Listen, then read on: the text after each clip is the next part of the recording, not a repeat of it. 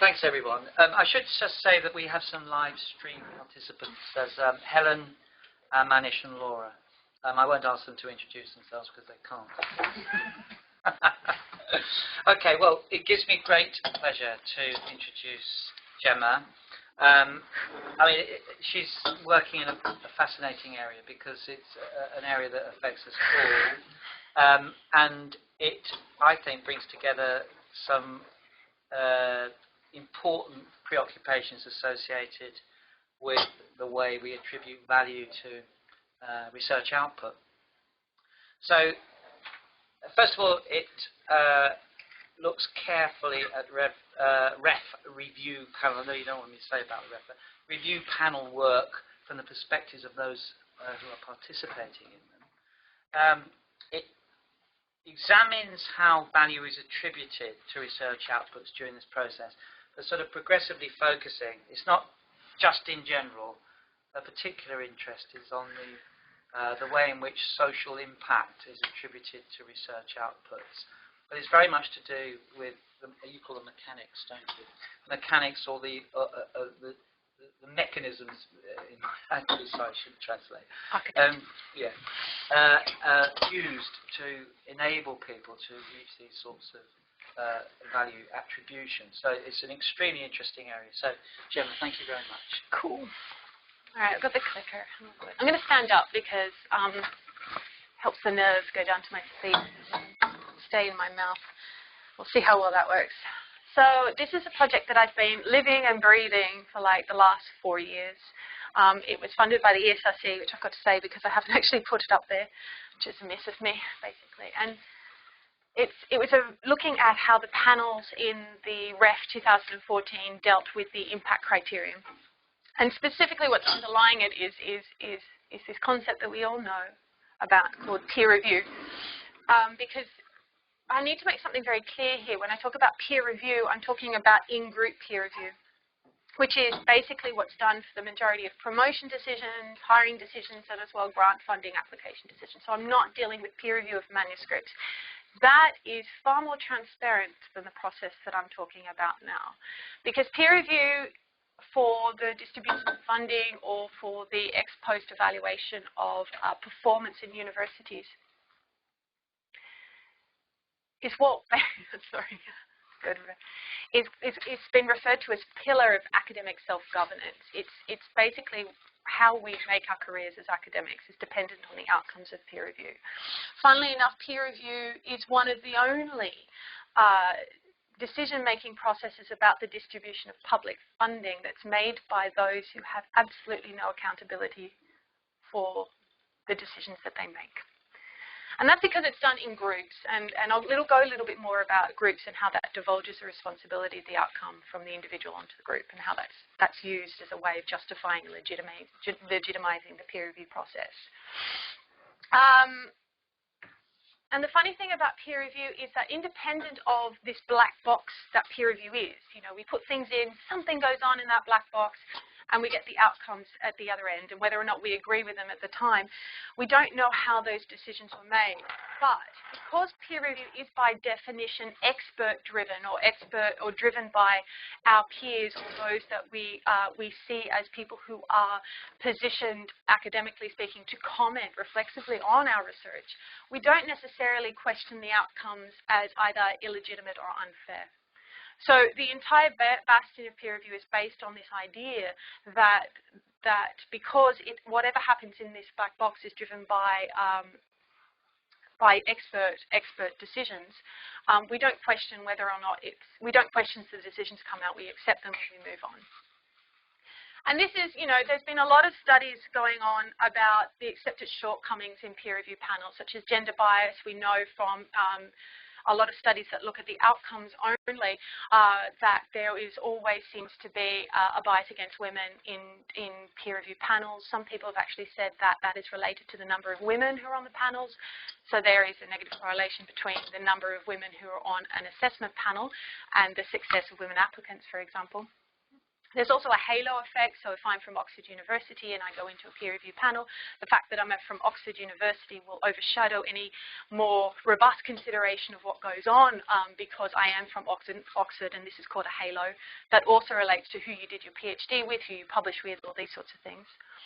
And cognitive cronyism, which is probably one of the things that faces interdisciplinary research a lot, is the fact that there is no real peer for interdisciplinary research, and so people are very, very possessive of their own worldview or their own research view, and so they will, by nature, favour those proposals which mirror their own value sets. But these are done specifically by an assessment of the outputs and the submissions only that go into this black box. And what they miss, and probably this is for a number of reasons, but what they miss is an understanding of actually what goes on in that black box.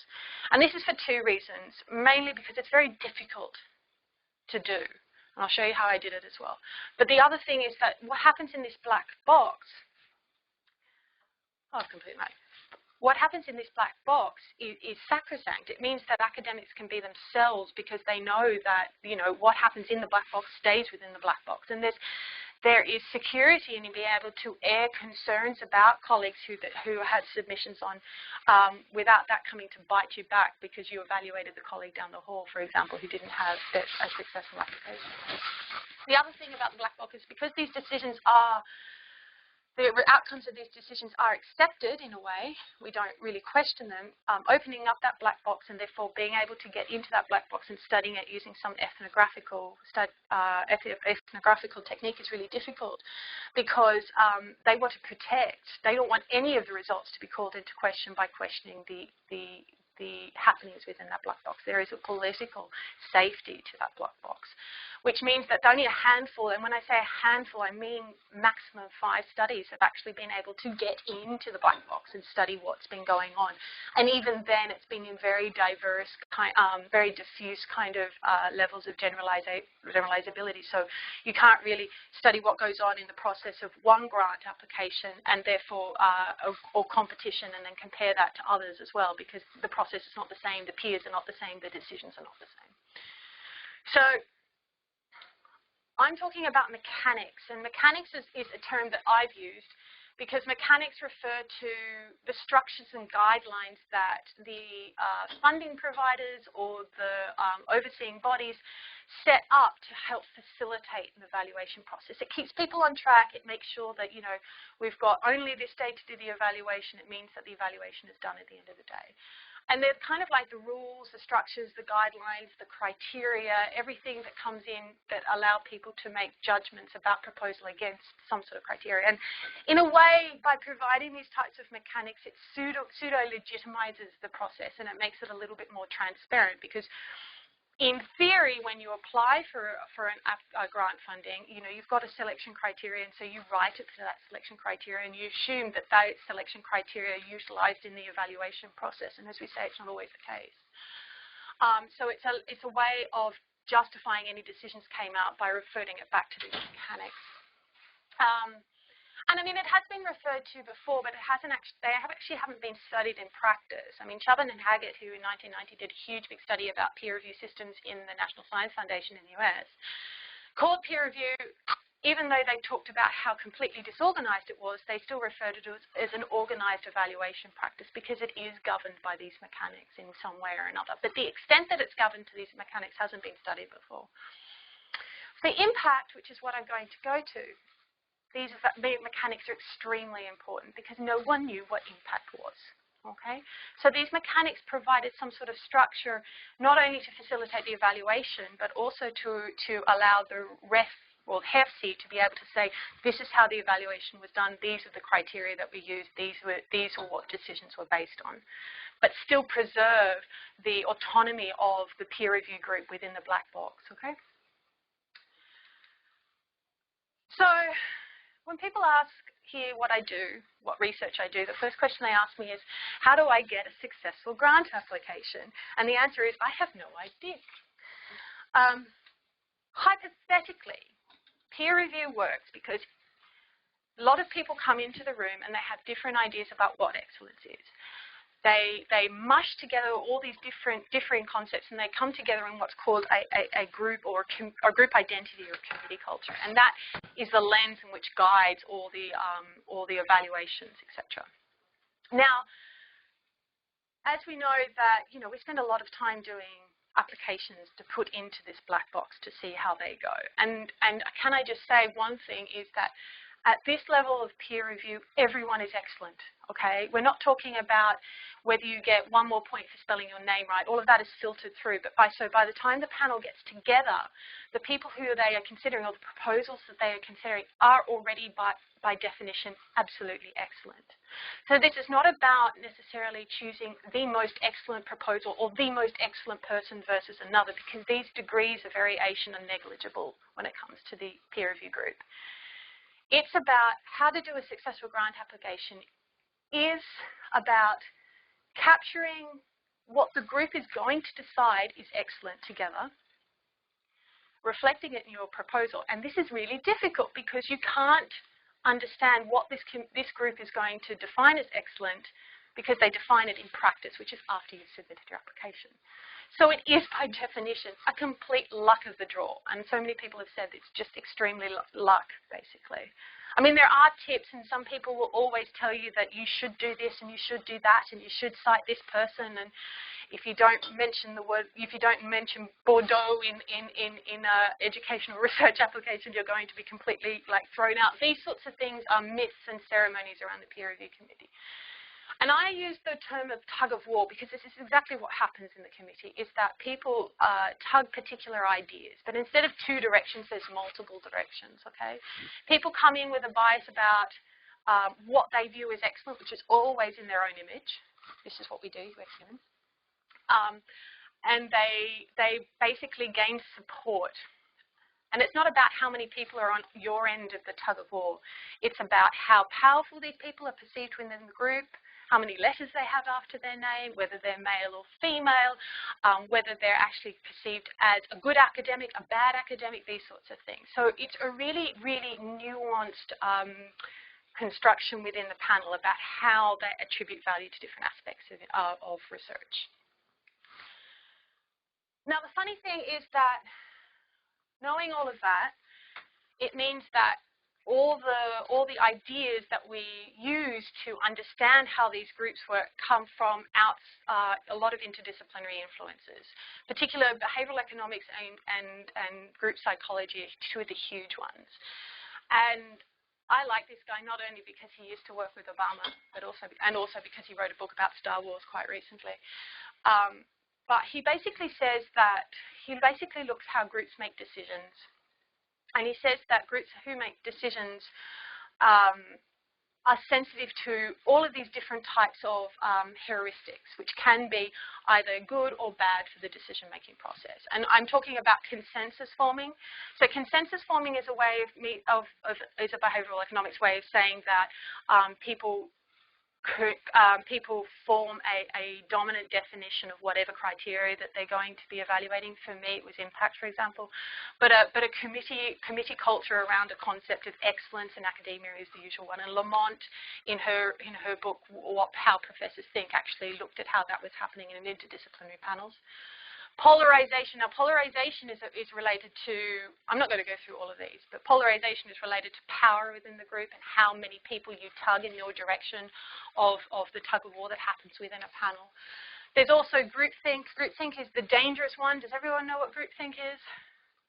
Okay, so groupthink is the phenomenon when the easiest decision is adopted rather than the decision that's based on all of the evidence they have in front of them, so they don't actually critically question their own judgments about a particular criteria.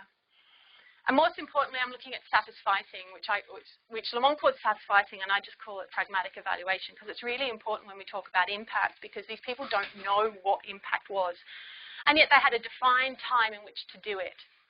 In a group with up to 40 people in the room, in the end, it's really interesting to see to what extent a pragmatic evaluation practice was adopted. Okay? So as I said, it's a luck of the draw, and it's guided by a negotiated concept of excellence for a particular criteria. So now I'm going to move to impact. And I'm not going to show you the REF definition of impact just yet, because it's not, REF impact, as we'll learn, is different from impact. And this is Claire Oliver. Claire Oliver encompasses all that is difficult about societal impact evaluation and research. Claire Oliver was a 26-year-old cancer patient in Australia, in Melbourne. She had melanoma, which is skin cancer, for everyone knows. And Claire was told about 6 months before she died that she had a couple of months to live. And instead of sitting there and you know, twiddling her thumbs and saying, woe is me, she actually embarked on a one-person scheme to introduce regulation into the solarium industry in Victoria, because she attributed her melanoma to her own solarium use. Now, the funny thing is she did this in 2006, 2007, but the first piece of research that linked extensive melanoma to solarium use was by a German doctor in 1941. So the question is, why did it take so long for any of the solarium industries in the world, because Victoria was the first, to be regulated in this way? And Claire continues to have impact even after her death. But the thing is, she was helped by doctors, she was helped by research organisations who gave her all of these different types of evidence that she used and she packaged in order to push through very, very severe solarium regulations in Victoria, to the point where the solarium industry has been cut by 90%. So it is not an industry anymore. It means that people with fair skin, red hair, melanoma types cannot use the solarium anymore. And she did this within 6 months. And yet the first piece of research that brought out the link, the definitive randomized controlled link, randomized controlled trial-based link between solarium use and melanoma was in 1941. What took so long? And this is really interesting, because I say that up until recently, when the introduction of the impact agenda, these types of extensions to academic practice or academic output hasn't been linked or hasn't been done to, hasn't been extended to societal impact. And it's really important, is it now, because now we're paying more attention. If 1941 that guy knew that his promotion decision was going to be based on whether or not his piece of research had impact or not, he might have done more than just publish it in an obscure journal. Okay? So this is really interesting. And up until now, I've called this the recognition deficit, because there are a lot of people who have been trying very, very hard throughout their careers, and it hasn't happened since the impact agenda, to make sure that their research is used for something. And yet, it hasn't necessarily been formally recognised as part of evaluation frameworks, not in Australia, and it only has been quite recently here in the UK. And I'm not going into the extent it is, because I think that we all know how much impact is important right now. We've just had the Vice-Chancellor's talk.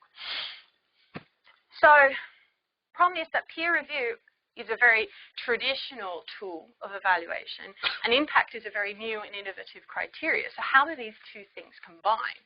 Well, societal impact doesn't really meld well with an idea of old peer review, and that's particular for one reason. It's completely under-researched, probably lack of opportunity, i.e. getting inside, and also the fact that until the REF, there was no formal ex-post evaluation of impact anywhere in the world. Okay, so we didn't have the opportunity to do it. And there's also a debate about who we consider an expert and who we consider a peer. So if peer review is supposed to be driven by peers, aka academics, then how does that apply to societal impact? Someone would say, well, academics also live in the real world, so therefore they would have sufficient expertise in the impact. And then somebody on those others say, well, if you think academics live in the real world, then you're completely delusional. And also the fact that in the REF, for example, they emphasize the idea of expert-driven review, not peer-driven review. Okay, so they opened the definition of impact to consider those people who were beyond academia. You hear me echo the REF definition here. So this means that not only in the room were academics who by nature are very used to the peer review system, who are very used to attributing aspects or value to ideas of scientific excellence. And they know each other, they work with each other. The field is very small, even though there's 40 of them. You have your colleagues and you have your allies within the group. But these users came in to specifically help you with impact, and reaching a decision is really difficult when you've got a change of evaluators, when people who you consider to be an outsider come in. And so there needs to be this resolution about who is an expert for impact, and this happened as well. Societal impact also, evaluators have little prior experience to base their impact. So up until the impact agenda, it wasn't necessarily a normalized factor in an academic career.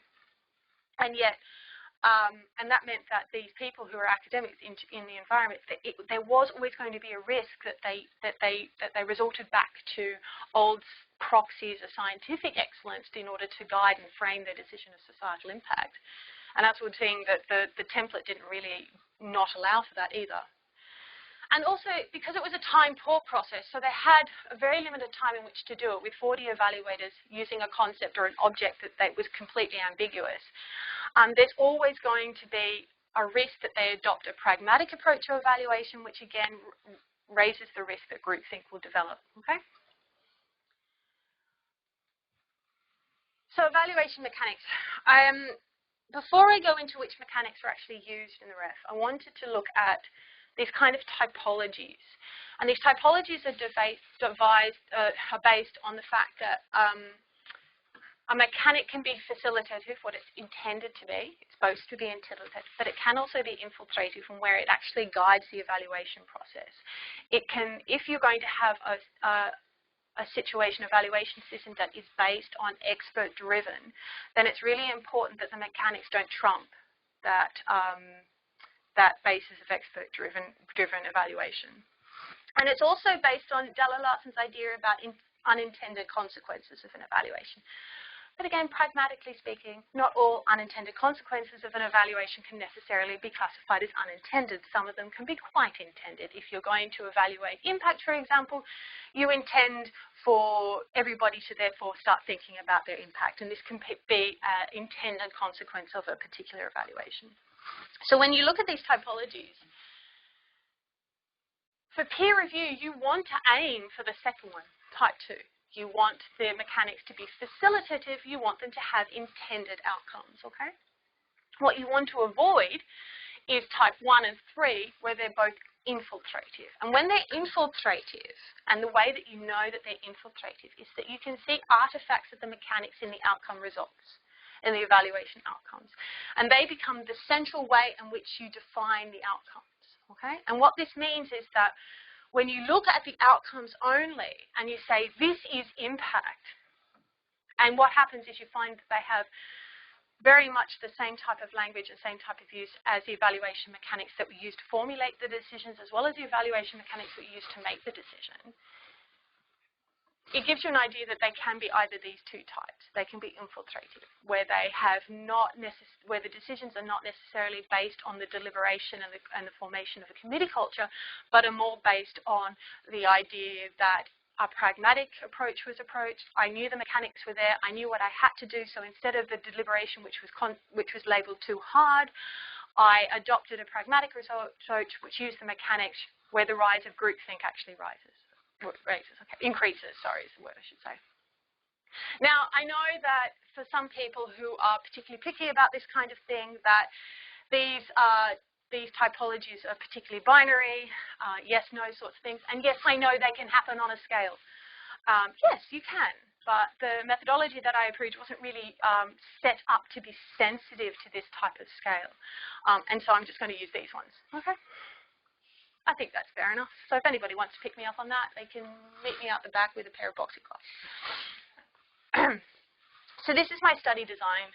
So I was really fortunate to have the blessing of HEFC and yet be completely independent. So I wasn't necessarily funded by any interest group, HEFC themselves, etc. So I was seen as quite independent. So I had pretty good reign with these people. So as you can see, this is the evaluation process here. And I've only done output and impact because environment happens, but anyway. The outputs happened first. So the submissions were in 2013 July, and the evaluation process started in about November 2013 of the output. So everybody was sent things in isolation. And they met towards the end, and they formed a committee culture around outputs. Then what happened is that the output-only evaluators, the output assessors they were called, exited the group, and the users came in, specifically for the impact evaluation. Okay? And there were people who stayed as well because they were responsible for outputs and impact. Now, the impact, as distinct from the output, was done in session. Okay, so it is by definition the perfect group situation to study this kind of interaction. And so what I did is I combined evaluations that they did before they went into the room, and then like-out survey to try and normalize some phase. And then I talked to them afterwards. Now, I wasn't allowed in the room because obviously with a criteria such as impact, it is highly politically sensitive, and they're not going to let some young blonde researcher into the room to do what they want with the evaluators. That's fair enough. So I had to design something around it. I've called this the in vitro design because it's done outside. It's not done within. I would like to go within, but I didn't. So I combined these two, and through the cross-tabulation of pre- and post-evaluation interviews, I was able to get a fair enough idea about what happened within and retest that with a series of like-out results with the evaluators themselves. And it's pretty big. So you can think it was over 125 interviews themselves. So it's pretty, and these people can talk, as can I, as you know. So I did all of the post-evaluation interviews before the REF results came out too. So that's really important. Now the good thing about the pre is that I was talking about how everybody brings preoccupations into the evaluation room and prejudgments, etc. So getting them before they went into the room was really important. So I was able to actually capture the concerns that they had, any biases they exhibited, what their definition was, and then see how that had changed after they came out of the evaluation process. And so anybody who knows the REF, the outputs which we saw was the big part of the PREF. It was 65% of the overall mark. And basically it wasn't necessarily a mark, but you were given a star profile, for example. 4-star being outstanding, above international recognition, fantastic, fantastic, fantastic, down to 1-star, which is it's okay, it's nationally recognized, okay? And the same type of wording was used for impact, which was only 20% of the overall. But when you think about how much money was actually allocated for the whole REF and then find 20% of that, that's a huge amount of funding that's distributed based on a criteria that no one had experience evaluating. But hey.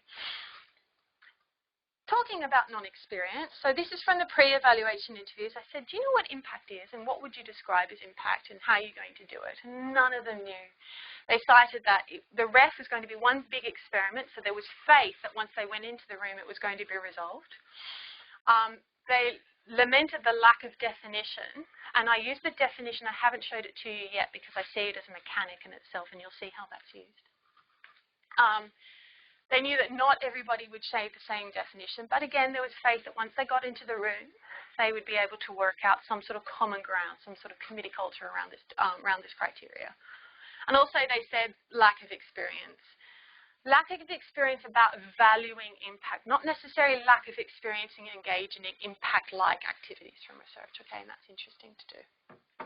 Okay, so these are the mechanics. Now, I've divided these into 3 stages because I've been talking about a black box, the submissions going into the black box, what happens in the black box, and then what comes out, okay. So prior to the evaluation process, submitters or submissions were allowed access to these types of mechanics, and that was basically used to guide their submissions. Okay, we don't know what impact is, no one's ever done it, so we need to know that it's going to be evaluated using 2 criteria, significance and reach. It's going to be awarded a star rating and what those star ratings meant. We're also given the impact definition. Okay, this is what impact will be for this particular evaluation. We're given a template. This is how you set it out, etc. It needs to be no more than 4 pages. It needs to be in these sections. It needs underpinning research. This underpinning research needs to happen between X and Y, and the impact necessarily needs to happen between A and B.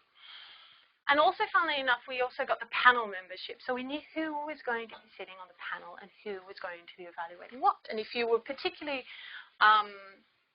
into this, which I was, you evaluate every single one members of those panels to get an idea about what kind of dynamics are going to be present in the room. So during the evaluation, some of these mechanics reached over to the submission process. So they guided how the evaluators would go about the process. So again, they had the definition, the star ratings, the criteria. But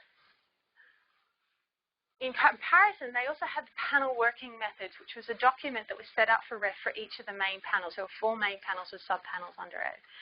And the panel working methods set out what the panel could and couldn't do. They also had main panel A. Now, main panel A was an overarching panel of experts that came above all the different sub-panels. I'll show you a schema of it soon. And main panel A's job was to keep everybody in track, to make sure that there was commonality between all the sub-panels and that everybody was working well, okay? To iron out any problems that the evaluations had, to provide added expertise if decided by the panel, these sorts of things. And funnily enough, I also call one of the mechanics the peers and the experts themselves, because each individual peer in the room is also a mechanic, because they bring with them a certain viewpoint about what is what is being evaluated. This is why I've separated peers and experts, because they'll have differing ideas specifically. And also, they also had the calibration exercise. Now, the calibration exercise was an exercise done before the formal evaluation, where they basically got everyone into a room and they say, here's an impact, practice evaluating it.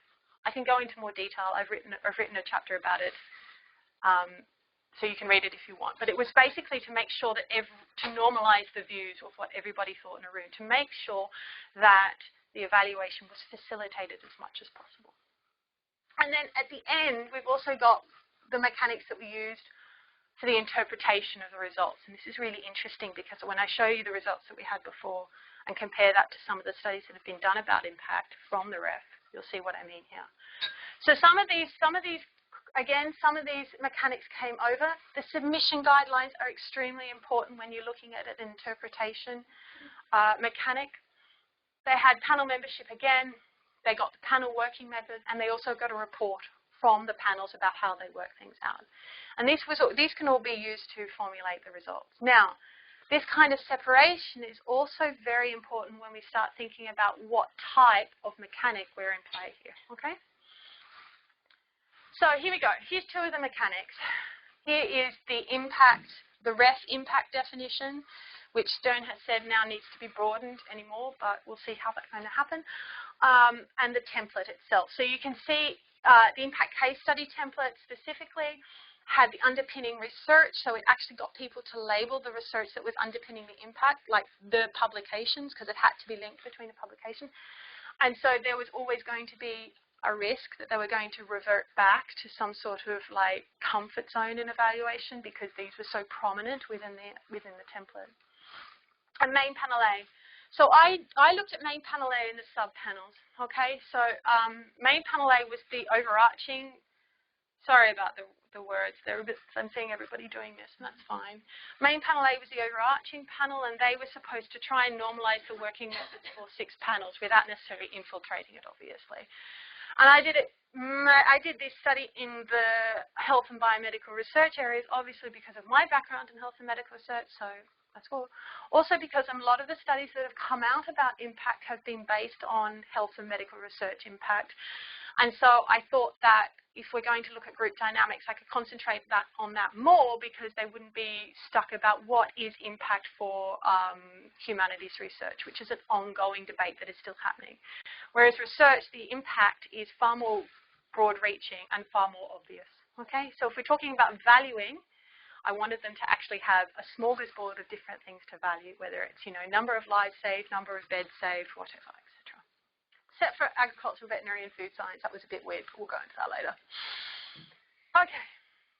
So I examined the mechanics. So I examined the mechanics on the submission side, okay? And I did this using what's known as a noun phrase association network, which is used through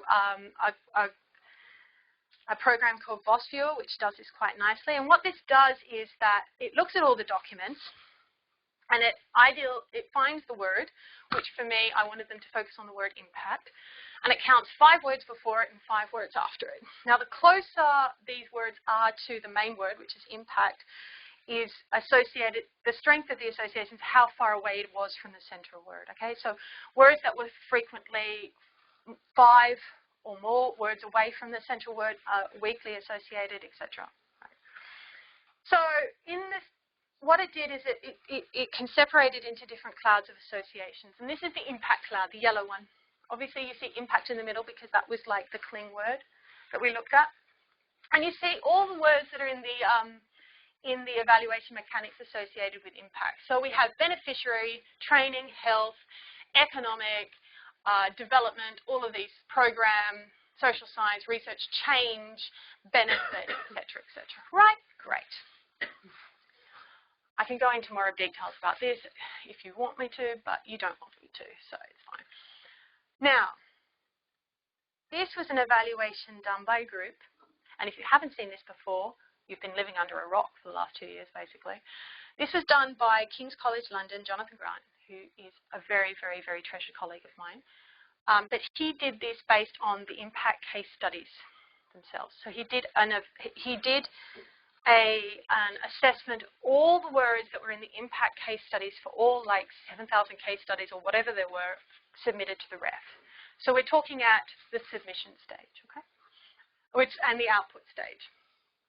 And he came up with the same words, right? And he said, okay, this gives us an idea about what is impact. And it's not. Because what it is, it's reflecting the mechanics. It's not reflecting the nature of impact itself.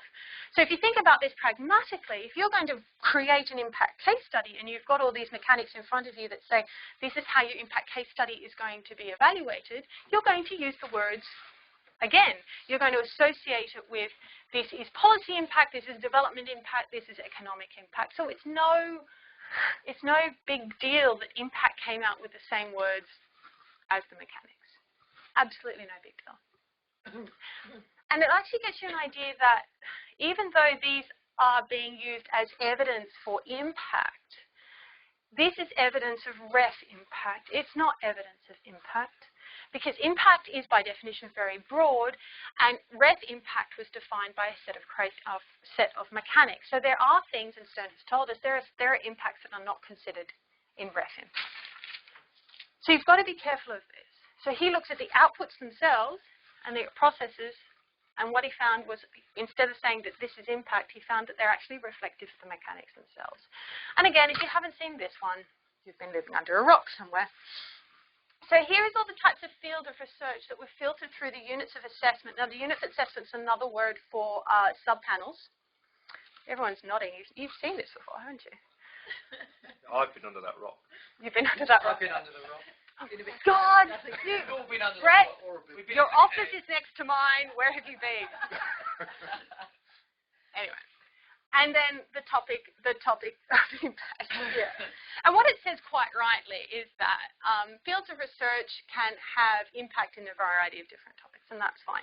And it's filtered through these units of assessment. It says that interdisciplinary research works well to have an impact, and that's fine.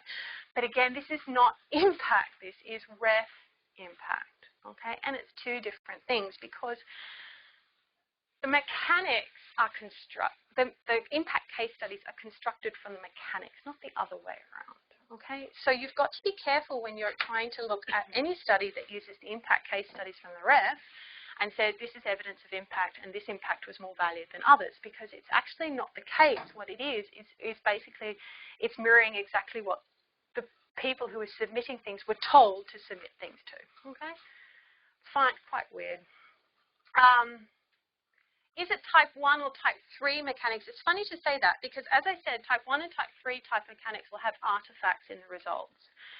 And these types of studies show that there are artifacts in the mechanics in the evaluation outcomes, okay? So we don't know if it's type 1 or type 3 type of mechanics. And this is dependent on a number of things which I didn't study, which was how intended were the consequences, so to what extent were development or economic impacts intended to be valued highly compared to the other ones. I didn't look at that. But funnily enough is that to try and work out whether they were 1 or 3, you need to actually look at what happens within the black box, which we did. So I'm going to take a couple of the mechanics and tell you how the users the evaluators use them in practice, okay, from the interview data. The first one is the evaluation guidelines, which is that thick thing that was given by HESI, which they also had prior to the submission date.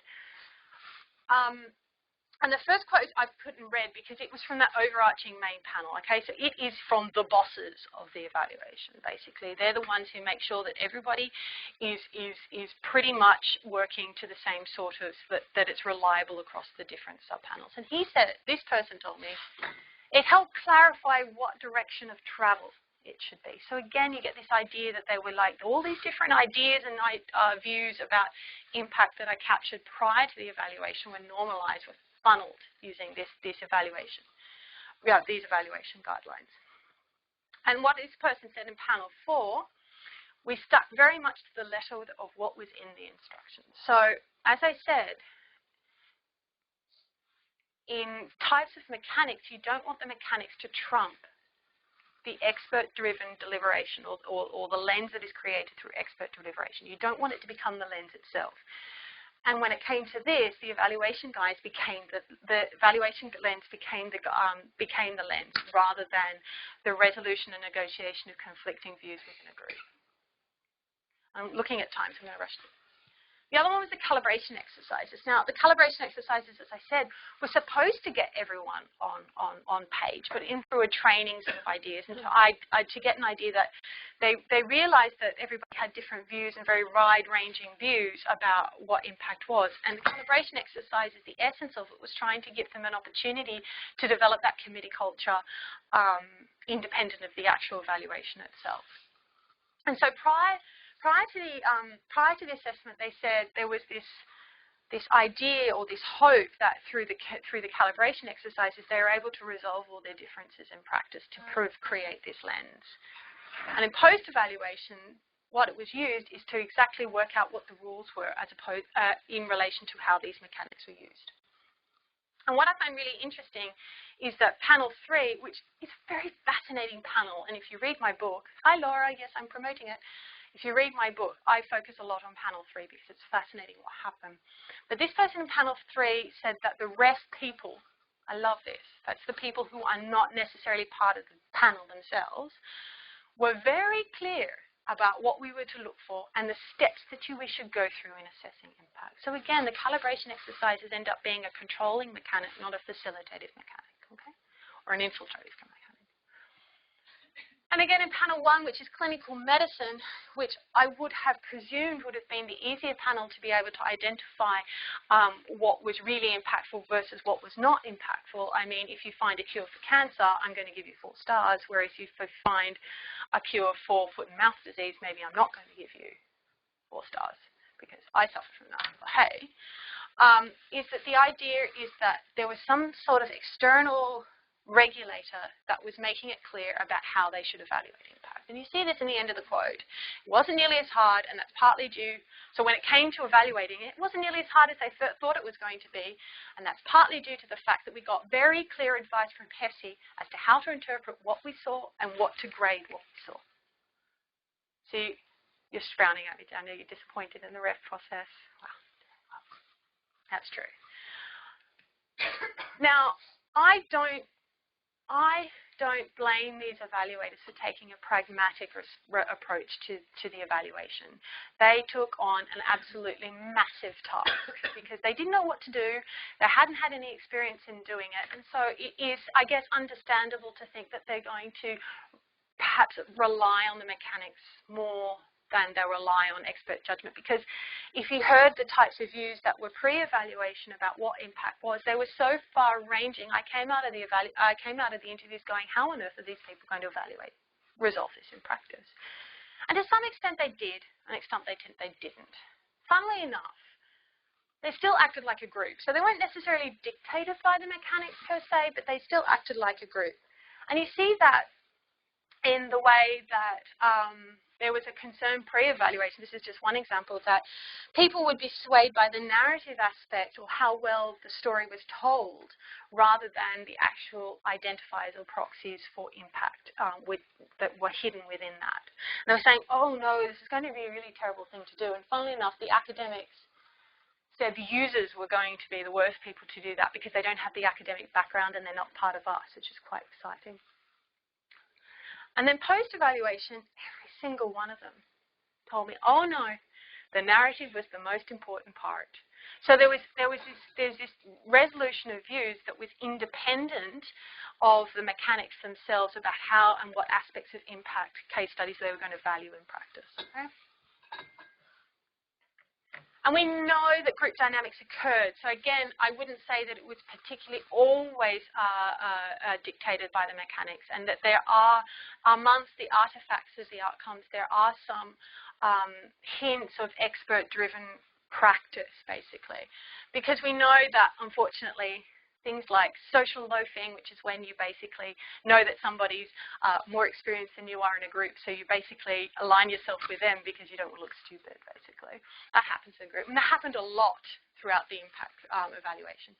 Happy talk, which is always a risk, always a warning sign for the development of groupthink. Happy talk is like, oh yeah, it went totally well, but yeah, no, it went totally well. So they'll reflect on it and they'll be negative about it, but they'll always frame it when, oh no, it went totally well. It wasn't as bad as I thought it was. And groupthink and identity setting were all present. I really like the academic who called himself, it's like, we were like a team suffering together, which is perhaps the most honest response that you can get. And also the user actually said, because users had an added challenge to academics because they had to infiltrate the group, and to infiltrate the group and to affect the evaluation was dependent on their ability to infiltrate the group. And academics by nature aren't the most easy people to work with, and they found this change in culture quite challenging to infiltrate. Now, actually, the user actually reflect on his panel actually having a strong culture. So you get the idea that this panel was, in a way, cohesive. It was driven by group dynamics, and they did somehow create a lens that was not necessarily completely determined by infiltrative characteristics of the mechanics themselves. So in conclusion, yeah, I know. Mechanics are interesting because they leave artifacts in the results, and so we've got to be sensitive when we're evaluating an evaluation. Okay, we've got to be sensitive of the type of information that is provided to people who make the submissions, to ones and define and separate that from the ones that drive the evaluative practice, because they're usually separate. Okay. Sorry. The other thing is that REF impact is not impact, okay?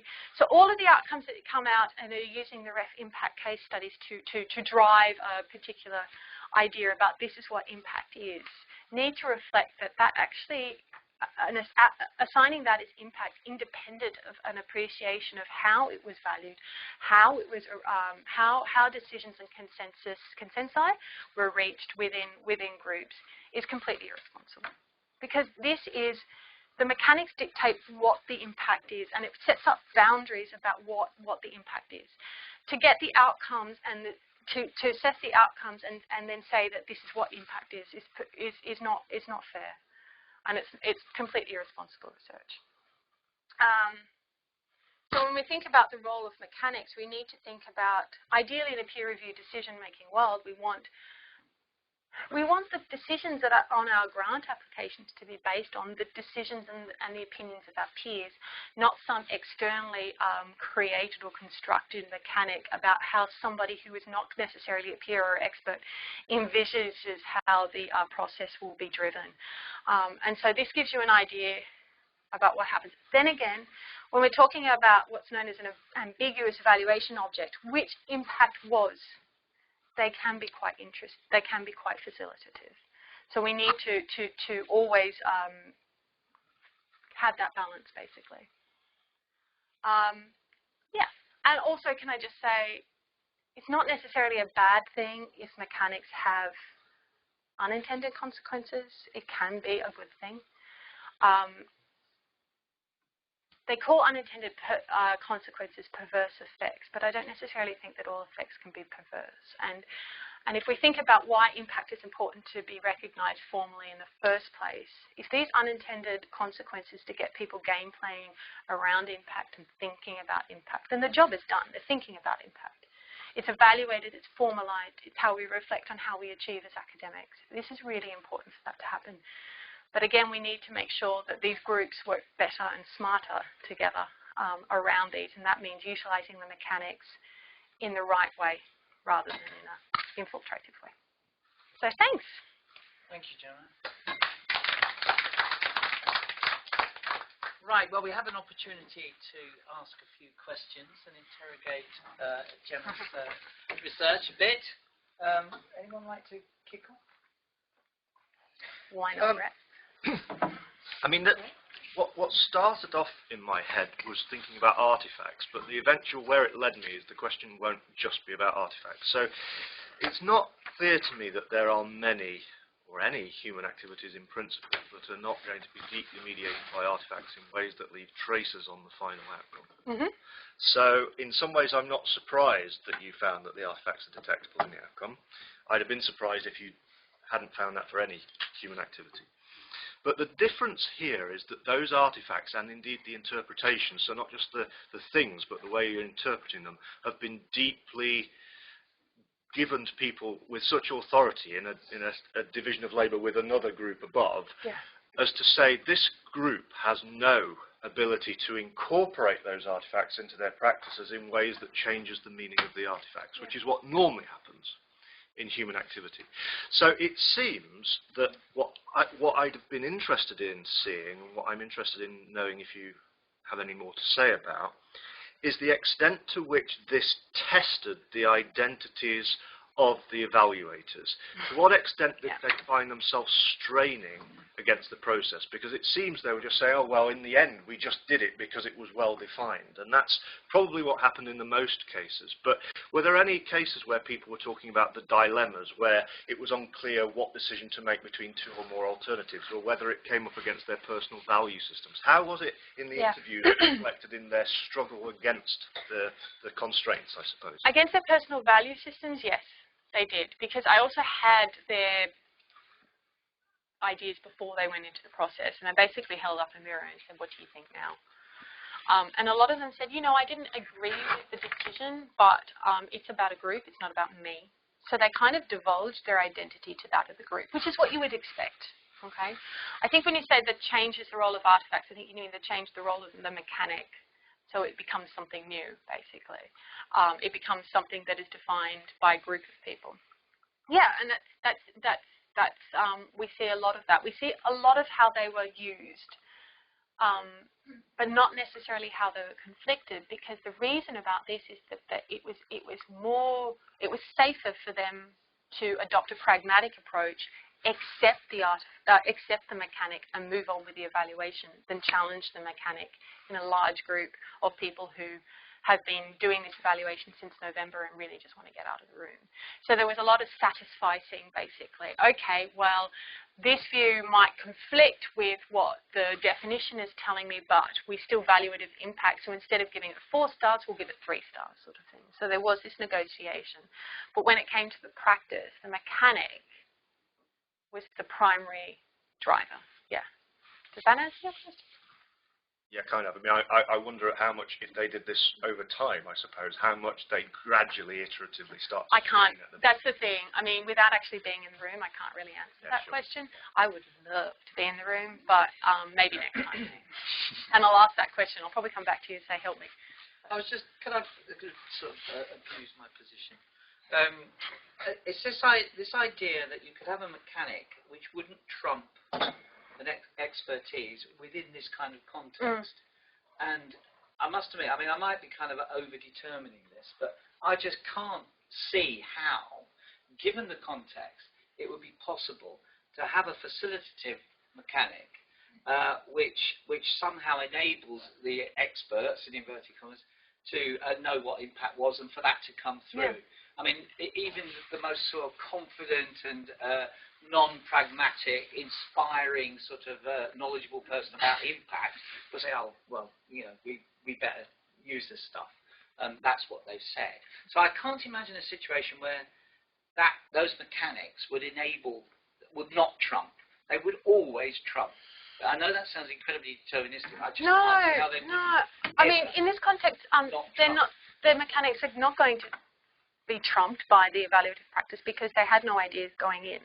And so they were working off a blank slate. So all they were taught is basically this is what impact is. And so that completely framed how they practiced it. A follow-up, though, because if you know, in terms of the real politique of the situation, if these panels had been put around the table like we are now, and so you go, absolutely no guidance. We just want your expertise and your own experience to come through to the fore and come up with some kind of consensus.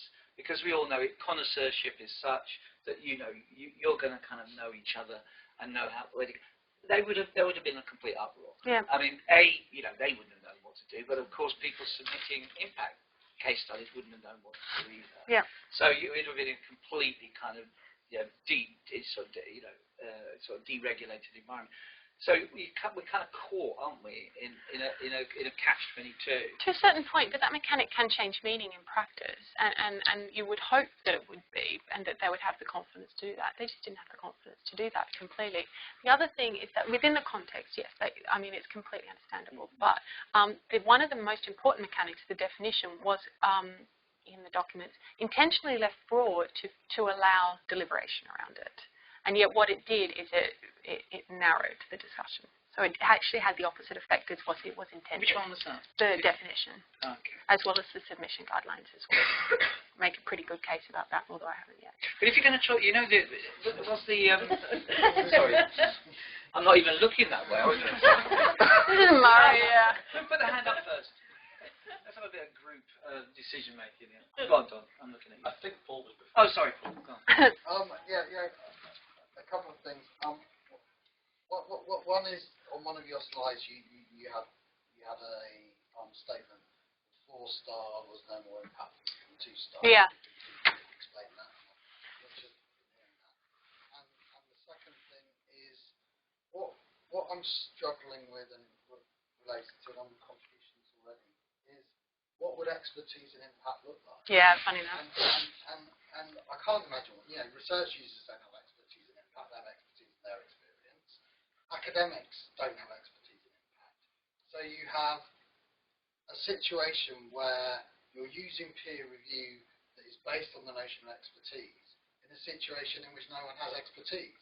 And therefore that's why the mechanics drive it, because actually it's the wrong tool to evaluate, because expertise doesn't exist. So I'd be interested in your comment on that. But also this statement that 4-star was no more. Okay, so that was based to the idea of impact that we saw there was REF impact, not impact. Right. Okay, so the mechanic there was the star rating, for example, and so it forced them to make a classification about what things were worthy of 4-star versus those ones that were worthy of 1-star. But independent of these mechanics, it doesn't necessarily mean that that piece or that case study was any more impactful. I mean, it can still very much have value. The funny thing is that the star rating mechanic is very much related to this significance and reach criterion. And if you put significance and reach into a quadrant, you get those with high significance, high reach is obviously 4-star. Low significance, low stakes is obviously 1-star or unclassified. And then you've got the 2s and 3s. And so it's sort of like valuing, do you value a tiny little change that has affected many cancer patients, or which is lots of reach and little significance, or whether you value something that, you know, is a huge, big, like, I don't know, screening program that affects only 30 people, sort of thing. So there's always going to be this wrestle between 3-star and 2-star.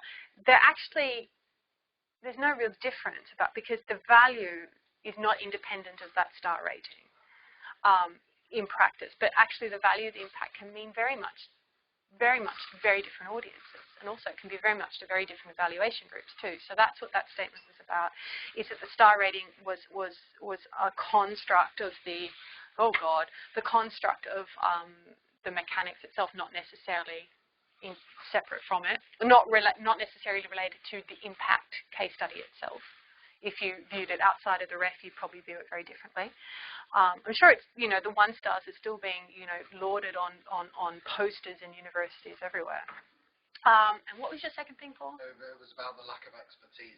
Yeah, so this is a huge thing, because this has parallels to the peer review of interdisciplinary research, which doesn't have any natural peers either. The funny thing about this impact structure, this evaluation structure, is that the outputs were done before the impact, okay? So the outputs, you have a very clear idea about who's a peer and who's an expert for these particular outputs. And yet the impact, where there is no idea of peers and outputs, was done after the output process.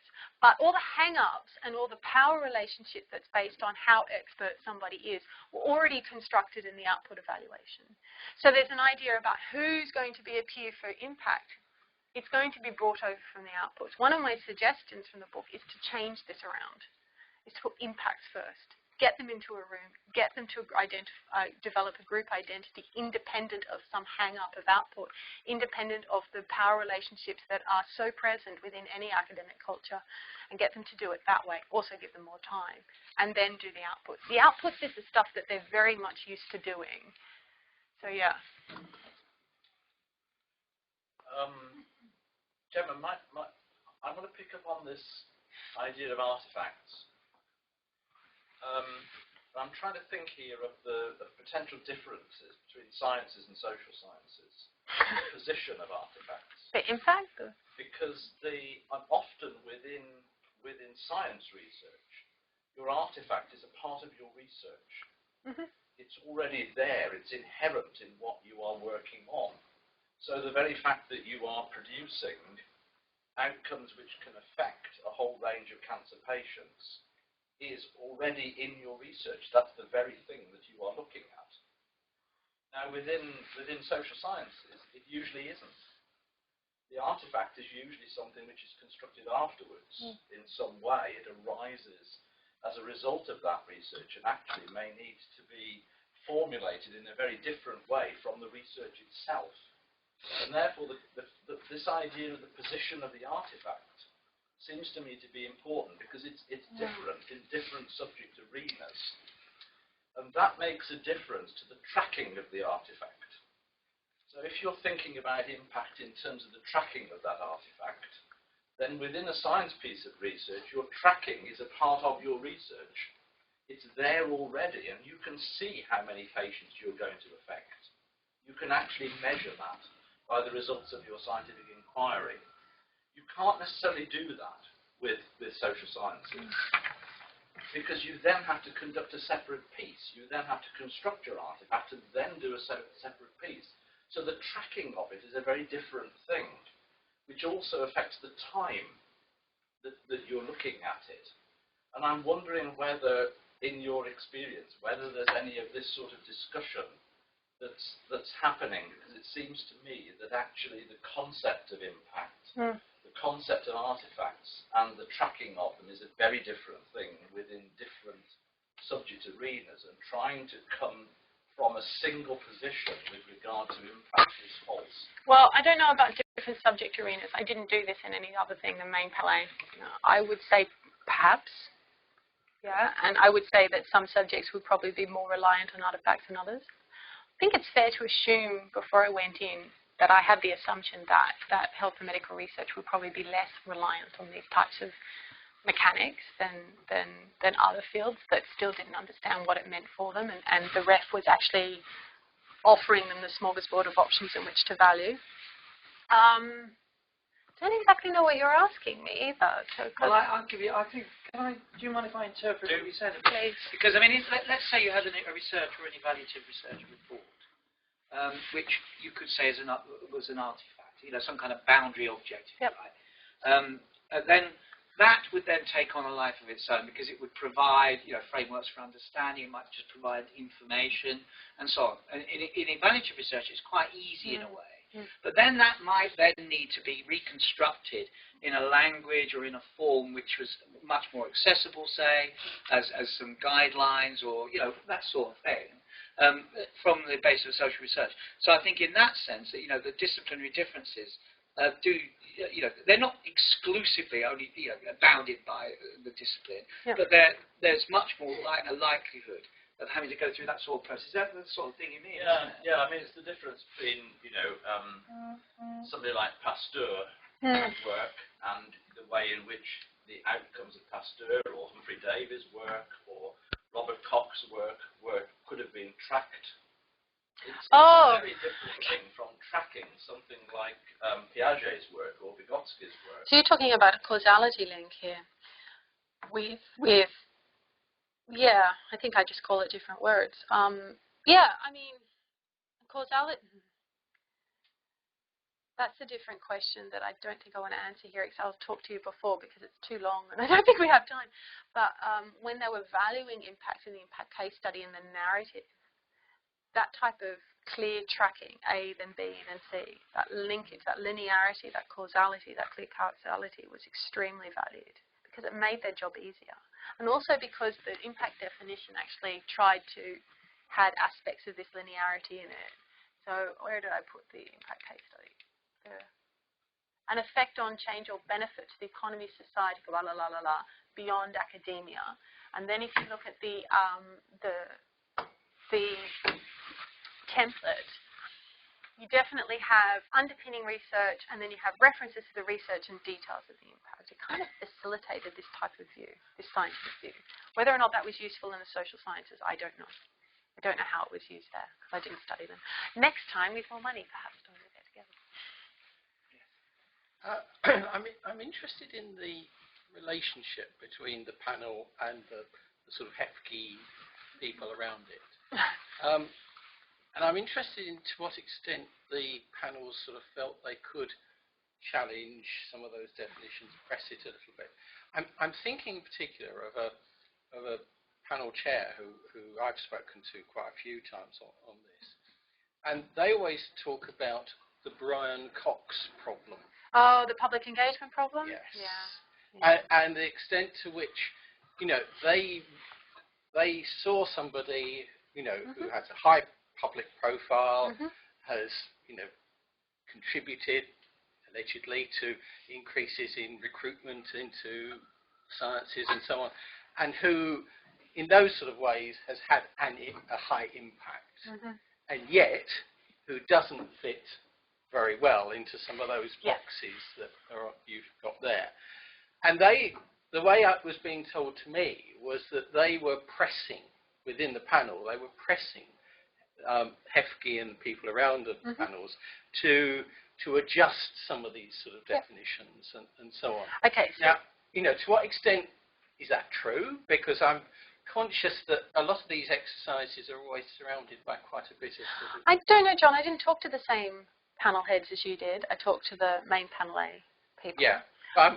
Did it surface in your panel? Yeah, of course it did. I mean, a lot of people before they went in saw public engagement as an impact, but the definition actually says an effect on change or benefit, which means that something had to happen. So a lot of people talked about public engagement is not impact because anybody can sit on a committee. Anybody can do a radio interview, but unless you actually link that to a change or benefit, it was an impact. And the submissions actually knew that too, because they had the definition before, and there was always an emphasis on change beyond academia, for example. So recruitment of PhD students, a lot of people said capacity building should be an impact, but it wasn't an impact. In practice, that was definitely normalized by this definition. There were some instances when the narrative could demonstrate that change or benefit from a public engagement activity, but public engagement independent of the change and benefit was not impact. You've got a problem of the part one of the process, haven't you? Linking it to specific outputs. Yeah, definitely. I mean, Brian Cox, nobody's linking it back to his original research. No. Don't give a toss about that. Yeah. what they do is they're kind of TV persona and all that. So, I mean, I think that's a halo effect. The structural. I think, but the structural points you made earlier, I think, are really important there.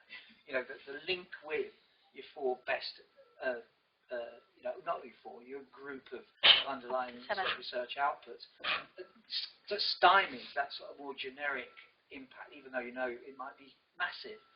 It's really tricky to know how to, and I can imagine people having a bit of pushback for that reason. Yeah. And there was also the halo effect associated with where they published. And the funny thing is, pre-evaluation, I kept on saying to them, they kept on expressing a hope that high impact research, scientific impact research, was also going to mean high impact, right? So, and they talked about, I really want this model to hold true. And so they brought into the evaluation panel themselves this preconception or bias, if you want to call it, that they could perhaps cut corners in evaluating the more subjective details of the impact section by just looking at the underpinning research.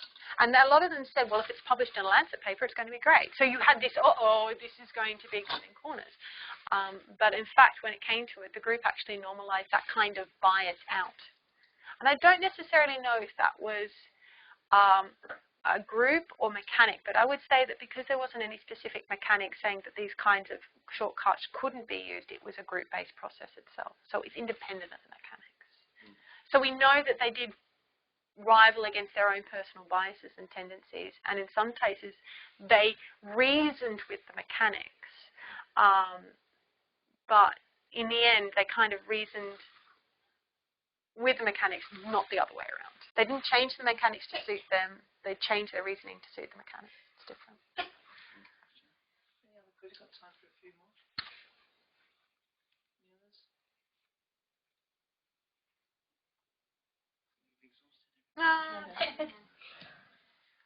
Okay, yeah, go on. I had a comment actually. It was just when you were talking at the beginning, Gemma, and you were outlining the different kind of qualities that happen in the panel consensus. It just reminded me of when I was on jury service. Oh, it is. It's the same. Do you know, a lot of that's based on juries. And I was just thinking about how much effort has gone into the mechanics of this and defining criteria. Yeah. When you're on jury service, I mean, I did it 20 years ago, it might have changed, but you walk in and it is deregulated. You walk in and you seem to be some kind of pillar of society, and you're supposed to know what honesty is and truth and all those things. You are a pillar of society. You know, part of me thinks so, typical academia, overthinking something, but maybe it's actually that jury service needs. Maybe it's because of the type of decision juries are supposed to make. It's like guilty or not guilty, whereas here it's like 4-star, 3-star, 2-star, 1-star unclassified. It's kind of a little bit more nuanced. Are you instructed by the judge or the magistrate? To a certain extent. Not particularly. I mean, when I did it, it seemed to be a kind of who could articulate a point more and fight against some of the prejudice.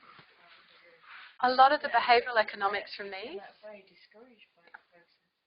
But a lot of the behavioural economics that underpin these types of group behaviours are dealt with, are seen in juries and are based on observation of jury deliberations. Just having a look at all the literature about it, actually. It's fascinating stuff, yeah. Do you think the mechanics would be enhanced if groups like the panels were actually informed about some of these tendencies?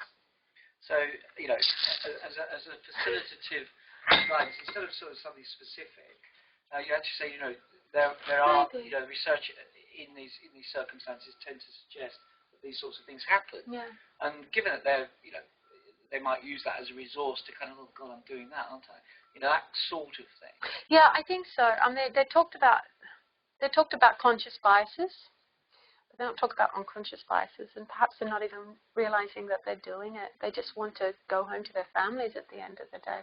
But I think one thing from this is that we've got to get off the assumption that excellence is excellence and we'll get 4 stars, and that assumption, because it's not due to that. We've got to get away from the assumption that this type of process is driven by experts. It's not. And it's not only driven by experts. There is a measure of control. Maybe that's for political reasons. We are talking about a national audit here.